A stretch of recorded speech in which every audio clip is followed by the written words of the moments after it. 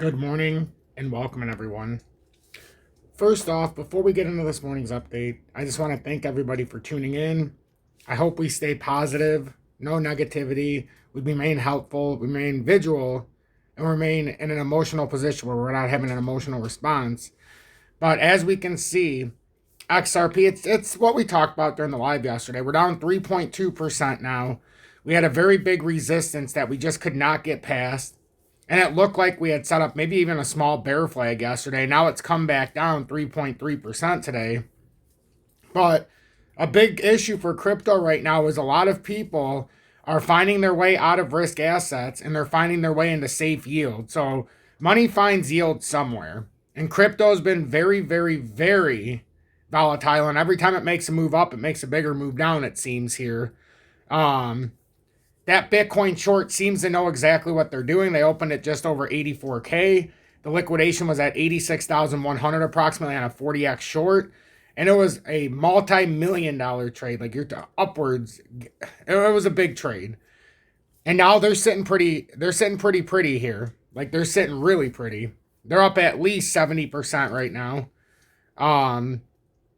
And that same short front ran a long position right before Trump talked about the strategic reserve. So this whale knows something.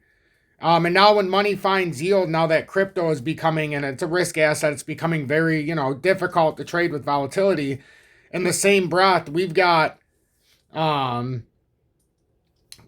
up 25 bucks today, up to $3,026 an ounce. It almost seems surreal.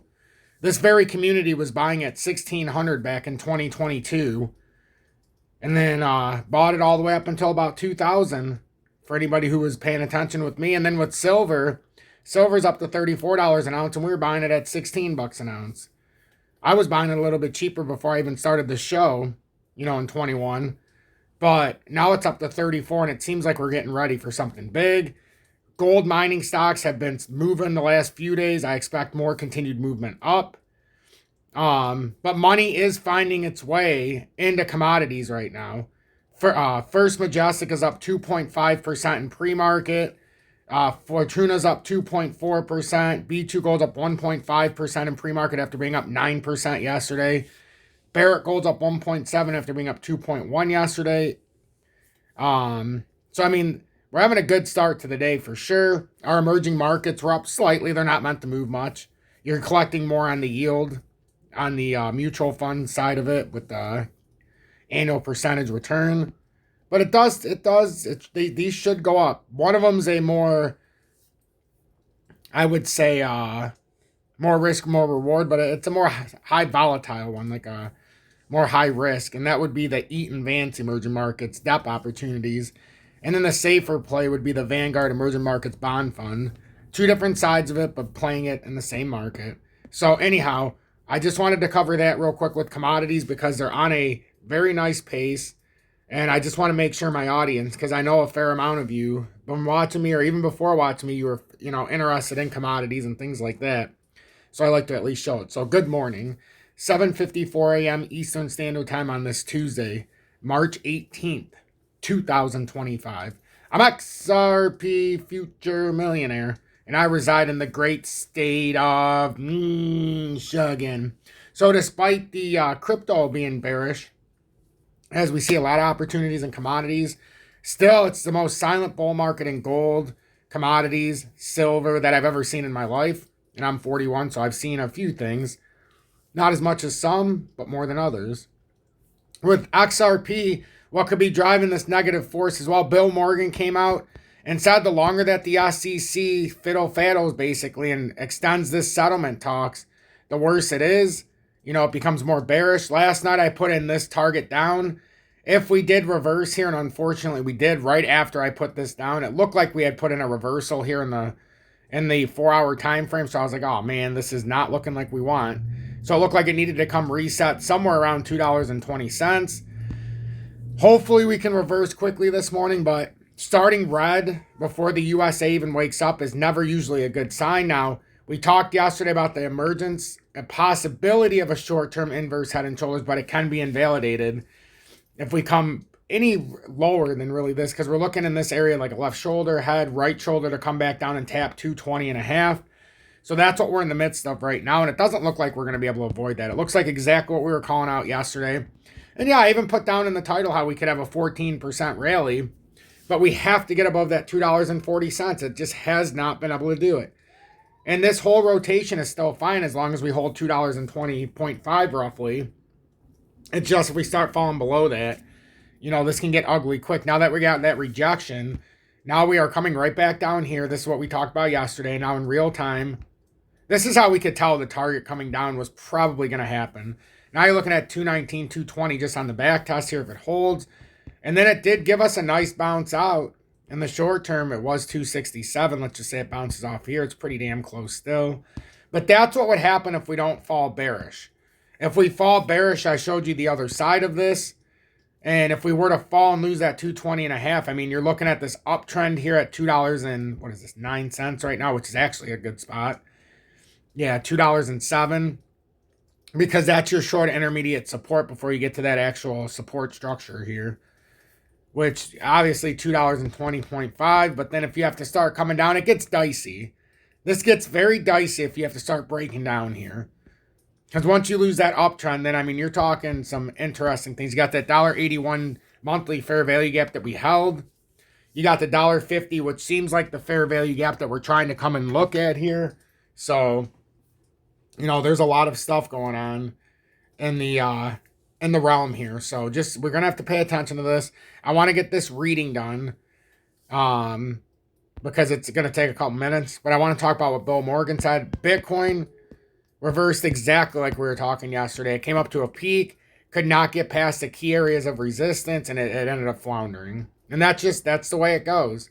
And it doesn't mean it's over. It just means we don't have any pressure.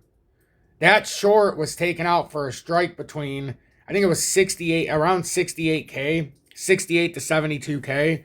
And we've been targeting 74K since December. So I'm not seeing anything that has really changed my mind here. In fact, it just keeps, you know, further cementing in what we were thinking could happen here. We know we're more in a bear market setting now. Despite having a nice bullish rally, everything's falling back into bear market territories, and that's why no matter what we see, it just falls farther. And this is something that we're going to have to break, that, you know, that kind of philosophy. But right now, it's a full-blown bear market kind of consolidation. That doesn't mean this market's over. It could just be that we're trying to finish this wave 4 correction and we're trying to push into wave 5. So it's got to be optimistic in some sense. But with Bitcoin dominance sitting up there at 61.6%, it's not getting any better. Ethereum once again dives back below 1900. So that's another bearish sign. And that looks like we could be dropping down to that 1629 we talked about yesterday. It absolutely got that rejection where I marked it yesterday. We thought maybe it did. And I was trying to say yesterday, I'm not trying to be a dick. I'm not trying to make people sad. I just try to look at this in reality from either the bullish or bearish side and then combine both and see what our most opportune thinking is. And right now to start the week, it's not looking great. We stayed below the death crosses. The short-term golden crosses got invalidated, at least in the time being. So it's kind of, we're neutral right now with more of a bearish mindset. So XRP to suffer more with delay in Ripple and SEC lawsuit, Bill Morgan. So Ripple lawsuit lawyer warns unending settlement talks may negatively impact XRP price. Since the start of this year, speculations around the potential settlement of the lawsuit between the United States Securities and Exchange Commission, SEC, and Ripple Labs have remained volatile, as pro-crypto lawyer Bill Morgan projected on X. This uncertainty in the lawsuit's resolution might consistently negatively impact the XRP price. Since the U.S. Securities and Exchange Commission lawsuit was initiated in December 2020, it has mostly impacted Ripple's Labs business and the price of XRP. However, as Bill Morgan noted, the continuing uncertainty about the end of the continuation of SEC versus Ripple appeal will eventually increasingly exert a negative pressure on XRP price. And this is Bill Morgan's X. As the weeks and months pass, I increasingly wonder whether, despite all the rumors of a settlement, the continuing uncertainty about the end or continuation of SEC versus Ripple appeal will eventually increasingly exert a negative pressure on XRP price. Like they're foreshadowing something to the downward.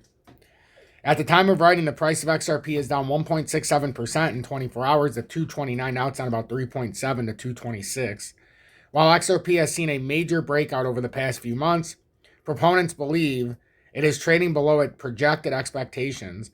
Many believe XRP would be the second largest digital currency if the lawsuit had not suppressed its price. With a potential resolution in sight, top community members are holding their breath to see how high the coin will go. So make sure to hit that like button. Share this on social media and join the channel if you do appreciate my content. Over 31,400 people have already subscribed. It would be amazing and a blessing to have you part of this community. If you want to trade XRP or your favorite crypto, look in the video description below or pinned comment to this very video. Or you can go to my homepage. My personal suggestion would be BITUNIX because they have no KYC or VPN worldwide. They have the lowest spot and leverage trading fees, lowest maker-taker fee.